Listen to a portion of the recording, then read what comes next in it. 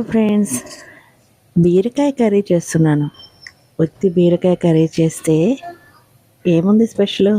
ఇందులో మెత్తళ్ళు కూడా వేసి చేస్తున్నాను అనమాట. ఎండు చేపలు, వీటినే మెత్తళ్ళు అని చాలామంది చాలా చోట్ల చాలా రకాలుగా పిలుస్తూ ఉంటారు.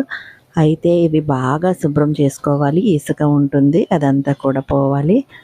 బాగా కడిగేసిన వీటిని కొంచెం ఆయిల్ వేసుకొని ఫ్రై చేసుకోవాలన్నమాట.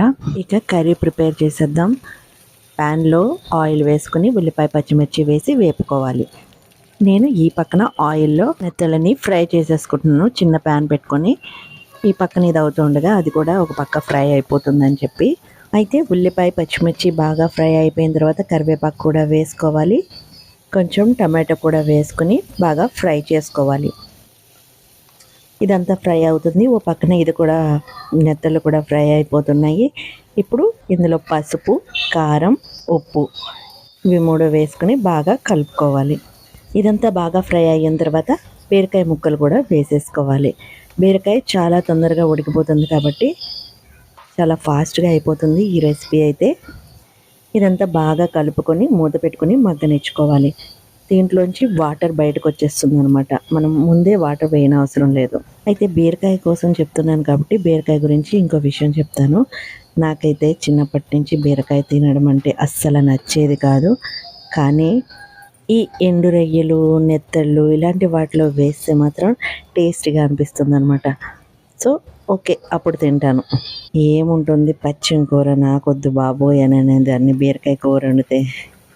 చూసారా, బీరకాయ అయితే బాగా మగ్గిపోయింది. దాంట్లో ఉన్న వాటర్తోనే అది బాగా ఉడికిపోయింది అన్నమాట. మెత్తగా కూడా అయిపోయింది.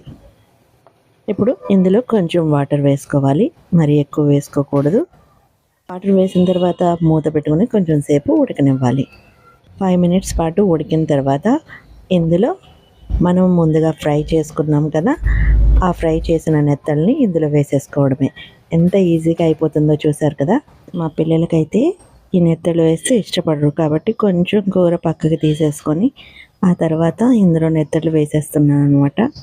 ఇక ఈ బీరకాయ నెత్తళ్ళు బాగుంటుంది.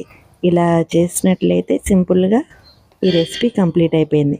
కానీ నేను ఇందులో చిన్న చిన్న వడియాలు ఉంటాయి కదా, ఆ వడియాలు వేద్దామని అనుకుంటున్నా.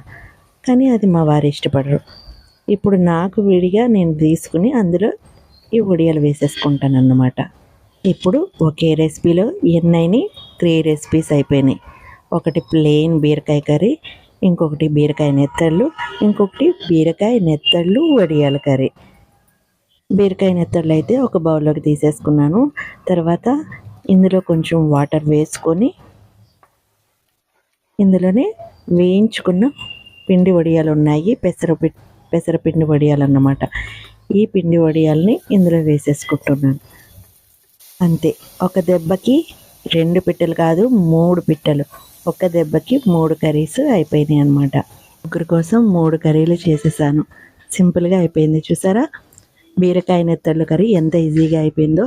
ఇక మీకు ఇష్టమైతే ఇలా వడియాలు కూడా యాడ్ చేసుకోవచ్చు, చాలా బాగుంటుంది. ఒకసారి ట్రై చేసి చూడండి ఫ్రెండ్స్. వీడియో నచ్చినట్లయితే ప్లీజ్ లైక్ చేయండి.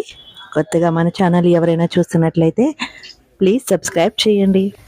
ఇలాంటి మరెన్నో మంచి రెసిపీల కోసం, మంచి వీడియోల కోసం చూస్తూనే ఉండండి. మీ Parvathi vibes. Thank you for watching.